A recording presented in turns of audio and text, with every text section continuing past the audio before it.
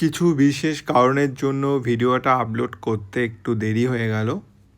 যাই হোক, আমি আমার ডেস্টিনেশনের পয়েন্টে এগিয়ে চলেছি।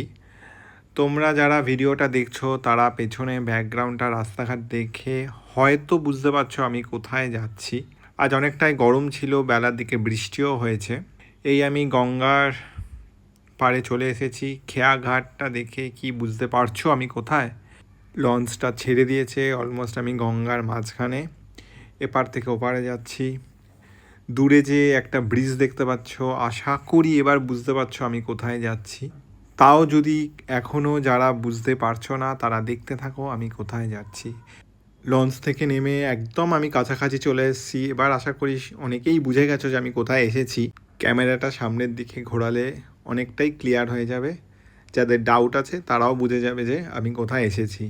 আমার খুব পছন্দের জায়গা, বাট সেভাবে আসা হয় না। ওই দেখো দূরে সামনে একটা প্যান্ডেল করা রয়েছে। আমি আস্তে আস্তে এগিয়ে চলেছি। আশা করি এবার সবাই বুঝেই গেছো আমি কোথায় এসেছি। হ্যাঁ, তোমরা ঠিকই ধরেছো, আমি আজ নৈহাটি বড় মার কাছে এসেছি।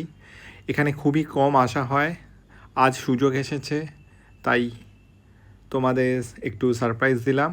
আর আমারও একটা ভিডিও করা হলো এই ব্যাপারে। এখানে বড় মার প্রতি বছর কোজাগরি লক্ষ্মী পুজোর দিন কাঠামো পুজো হয়। এখনও পর্যন্ত কাঠামোটা জাস্ট রয়েছে, কিছু সেভাবে রেডি করাই হয়নি।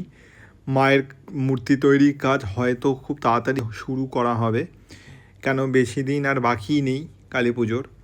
আর এদের কমিটি অনেকটাই বড়, তাই এদের সংগঠন অনেকটাই স্ট্রং বলে তাড়াতাড়ি সবটা করে ফেলে। আর সবার ওপরে একটাই কথা, ধর্ম যার যার, বড় মা সবার। আজ একটাই দুঃখ রয়ে গেল যে আমি মন্দিরের বড় মার ছোটো মূর্তিটা দর্শন করতে পারলাম না। তাও আমার একটুও দুঃখ নেই, এখানে এসে এটাই অনেক। জয় বড় মার জয়।